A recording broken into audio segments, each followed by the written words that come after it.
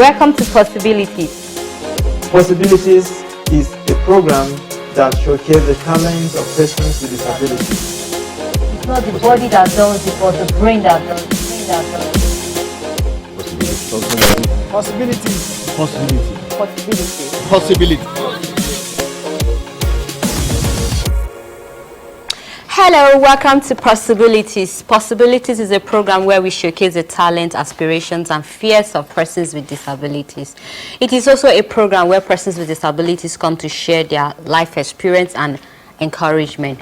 And in the studio today with me, I have Miss Eva Chukunelu, a digital training consultant, an experienced English teacher, skilled in communication, educational services, digital marketing, writing with a BA focused in English and literary studies from Veritas University, Abuja.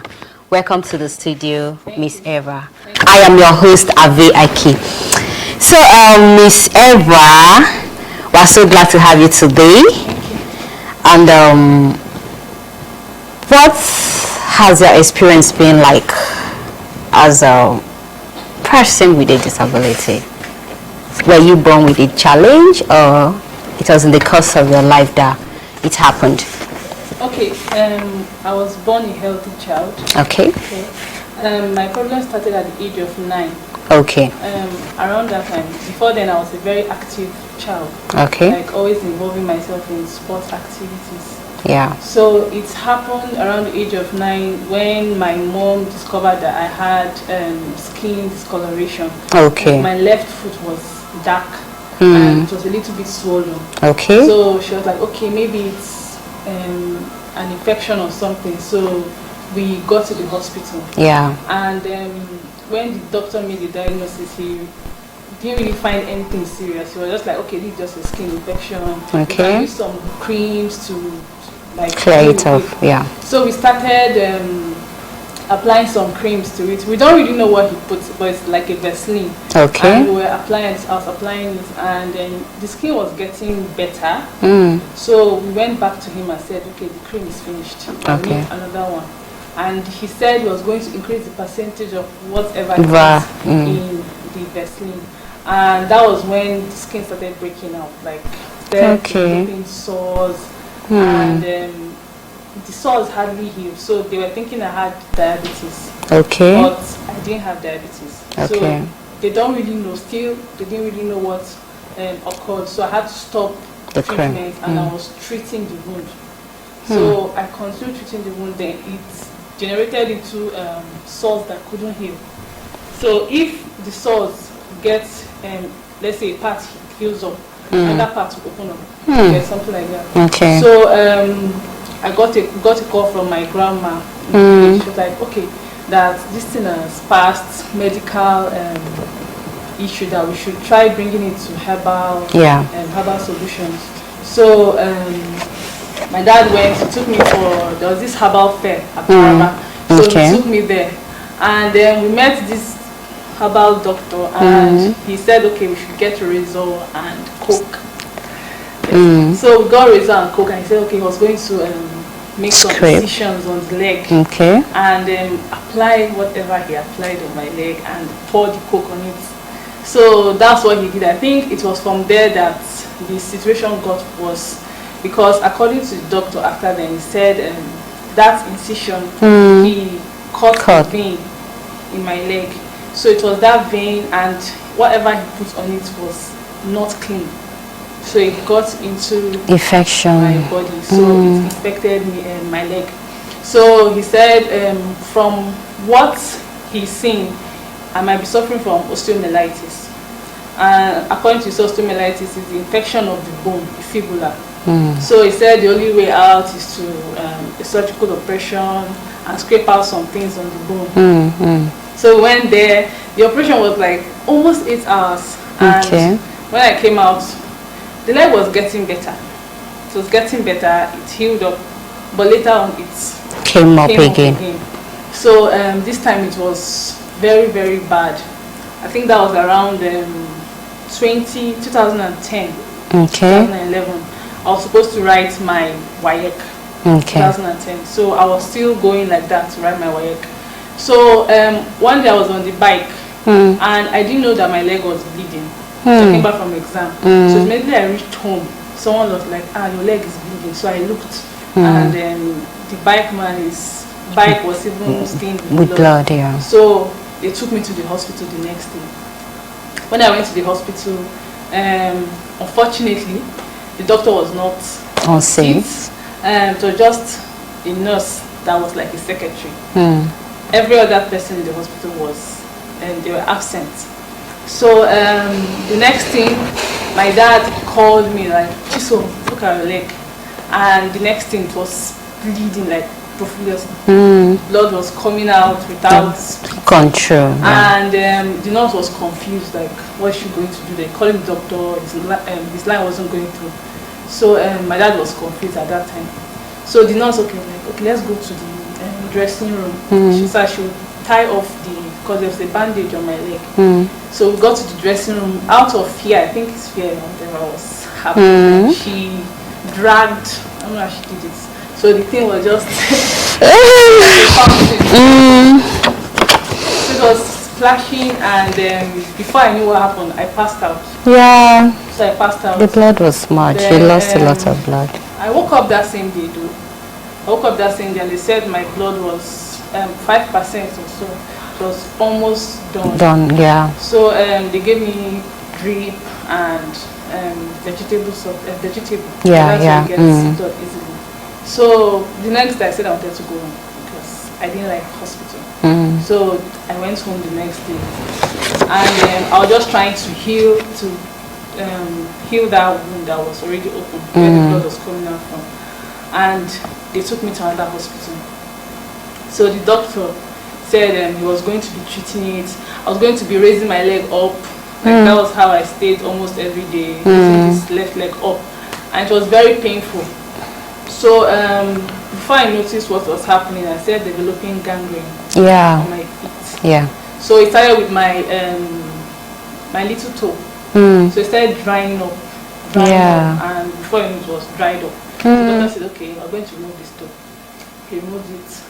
I was like, okay, fine. I could still manage 4 toes, yeah. And before I knew what happened, the second toe got dried up. So it was just removing. And at a point I became irritated with my leg. Yeah. I didn't like seeing it, and the wound was expanding. It was so large that I could actually see my bones through the wound. Yeah. So it was something else. And so and doctor suggested, okay, we went to another hospital, but I was still there. My dad went somewhere, a friend of his. Okay. He suggested that I do an amputation. Yeah. At that time, that was around 2012. That was an amputation. At that time, 2012. Nobody wanted a young girl like me, to have her leg amputated. The fears from my father's side, from my mother's side, my siblings, everybody were like, no. And I was the one feeling the pain. Exactly. I was not going to school. Like everything about my life was on standstill. Yeah. So they didn't agree. My grandmom, my uncles, my aunties, my siblings, they were like, let's just try to save the leg. And the doctor's condition was either I try to save the leg, or if I try to save the leg, I may lose my life. Exactly. Or I should just cut off. So that you'll be alive. So I'll just stay alive. So at that point, I was tired and I wanted to go to school. So I told my dad, because he was confused. I told him that they should just cut the leg off. They should just take it off. That it's fine. So that was when I had the leg amputated, 2012. Okay. So from 9, you said your problem started at age 9. Yes, so 2012, this is like how many years? Let's say almost 9 years or 15, close to 15 years. You had from this 9 to from 2012, I was 18. Okay, so this issue dragged till 2012. Wow, I can imagine the pains you have been through all those periods before the amputation. So you now took the decision for the amputation. Then what happened after that? Yes, I decided to amputate my leg because naturally I'm a very active person. Okay. So I hate anything that will Slow you down. put me down in a place. Like I'm just away from the world. So I just made that decision. Okay, I can still use the crutch to move around. Okay. But when I had my amputation, I hated crutches. I hated crutches. And for me, I felt it was ugly and not good looking. Okay. So my dad was like, okay, he got a prosthetician. And immediately after the amputation, the prosthetician came, measured everything, and when the wound healed up, luckily for me, my wound healed up very fast. Okay. So I started learning how to work with a prosthesis. So it wasn't hard for me. Like most times, except I'm very tired, you hardly know that I'm using a prosthesis. Okay. So I think at that point, my prosthetician was not really following up. So I was doing the work myself. I'll just stand up, hold some things, walk. When I'm tired, I rest, like that. So I got used to it. I became strong, and I got used to using a prosthesis. Then I wrote my JAMB. I wrote my JAMB 2011 actually. Okay. When I was still sick, they carried me to my JAMB center. So my dad was like, okay, we should go to Caritas University. He didn't want me to go to the public university. He was afraid I wouldn't survive. So he said I should go to Caritas. Okay. I wanted to study psychology. So on getting to Caritas, my sister and I, she wanted to study law. They gave her admission, and they didn't give me the admission.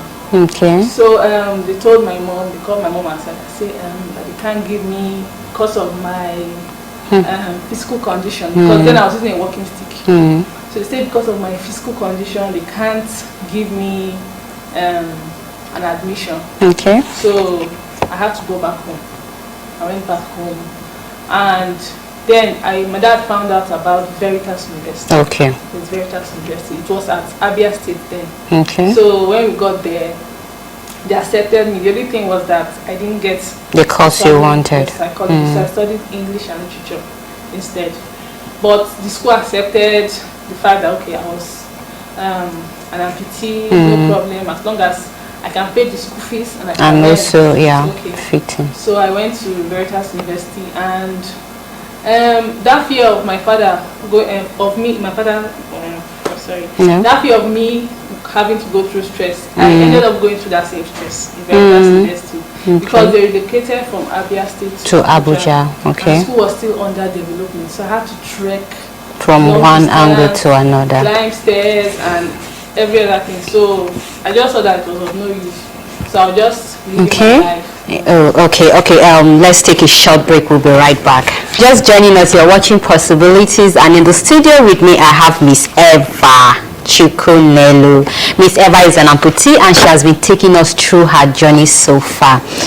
Okay, Miss Eva, you said your school relocated from Abia to Abuja. So how was it like? And the first rejection you got from Caritas University, how did you feel about it? Okay, I'll not lie, I cried. Okay. I cried because I wanted to go to school. I had a plan before everything happened. Like, okay, 19 years I would have been graduating. Okay. But the tables turned. At 19 I was getting to university. Okay. So now this rejection is going to drag me back again. So that was my fear at that time. But I mean, God has his reason for everything, so I was glad I got to Veritas University. Okay, so education, meeting new friends. How did you do that? How did you manage that? And your family now coming to terms that you are an amputee, there's nothing they can do about it. How did you accept that? The acceptance process wasn't long. Okay. Because they've seen me at my worst. So me cutting my leg and being free was like their dream. Let me just live my life and stop being in that constant pain. Okay. So they didn't really have any issue with it. All right. They accepted it quite easily. Okay.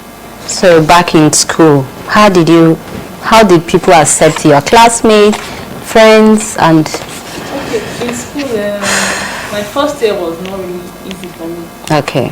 Because, okay, my sister and I were going to the same university. Okay.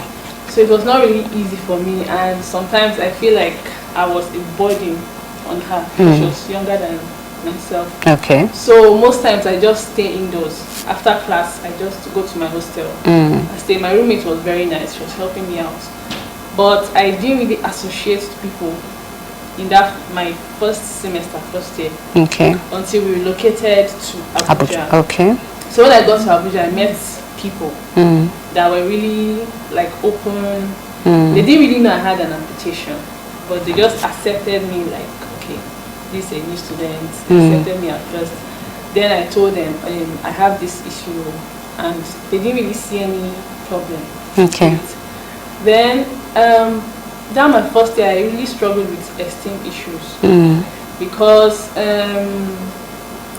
my dressing then was very horrible because I was trying to cover up, yeah, a tie and everything. Let people not see me and all those stuff. So I was always to myself, and it affected me academically. Okay. Because most times I don't go to class, so I just push everybody around me. Okay. So I got close to my HOD then. So he was close. I was close to him because I write poetry. Okay. And he's a poet too. So when I met him, I was like, okay, that he's really interested in my poetry writing, and he reads my poems and he corrects it and all that. Then I met another lecturer that took me like her own child. Okay. So it was easy for me to survive that first year. Then my second year was when I started coming out of that shell. I had a friend. So through her, she introduced me to people. Okay. So it was then I started being jovial, social. I was involved in different activities in school. So I was not really hidden from my second year to my final year. Okay. Okay, so from you like keeping to yourself and coming out, how will you rate the keeping yourself and coming out? First year was depressing. Okay. It was depressing for me, and I knew that being solo was not my thing. But because of fear of rejection, because of people might laugh at me and all those stuff, so I just kept to myself. So in my final year, I think people started coming to me. Some people were actually laughing. So I became stubborn. So if I see you looking at me in a very uncomfortable way, I'll approach you. I say it's a problem. Okay. And if you have a problem, fine. If you don't have a problem, I move. So mostly I just, anybody that wants to make a caricature of me, I approach you. Okay. And ask you any problem. So how has your service year, and I think you are working right now, service and working, how did you navigate that? Service year was good. Okay. Most especially my PPA. I did my service at NTA. Okay. So it was very easy. I told them that I went there that I'm an amputee. So people should place me in the right department. Yeah. So those people around me, my supervisors, they took me as their head. And it was even one of my supervisors that introduced me to the Rede Foundation. Okay. Yes. Okay. Yeah, I know them. To the Rede Foundation, and from there I met people. Met like Barrister Florence. I met some other people like that. Yeah. So through there, that's how I met people, and I came to know that there was a community of persons with disability. Because I was practically on my own. Okay. So I think I was glad I served at NTA. They were very welcoming. Okay. So your workplace right now, how is it like? It's fine. The first thing I told my boss was, I'm an amputee. I always tell people that I'm an amputee, so you can give me any other work, any other thing to do, but don't stress me physically. Okay. That's what I tell them. I don't need too much physical stress. So he's okay with it. Okay, so do you have any experience between relationship and disability? What do you think? How is persons with disabilities being treated, or how possibly do you think that relationship will work for persons with disabilities? For me, I don't think there's a problem with someone who has a disability getting into a relationship. So because I've really met some really good people. Okay. Over like since my university time till now. I'll say the only problem is myself. Okay. Yeah. When someone comes, okay, I like you, and you become cold, like why? You become suspicious of everybody that comes to you. Okay. So I think that's just practically my problem from my side. But I think anybody that has a good vibe for me would find relationship with anybody. So it's about the vibe that you give out. It's not really about your physical condition. It's about the vibes you give out. That. Okay. In your case, you are able to like left your disability behind and you are living your life. How about those that are still in self-denial? What message do you have for them? I don't know how much you have mingled with persons with disabilities, but in one way or the other, you experience it yourself. At a point, you withdrew yourself from the society, but at other point again, you came out and you are living your life. So how about those that are not able to come out of this? What message do you have for them? To be sincere, I'll say it's not easy. Okay. It's not an easy process. It's not something that happens overnight. It takes time. And it's not only people with disabilities that go through esteem issue. Okay. People, everybody walking on the streets has one form of esteem issue or the other. Yeah. So it comes back to you accepting yourself. It's not easy to accept yourself, but it comes back to you accepting yourself, loving yourself, and when you love yourself, like you don't know, but there's this energy that you give out.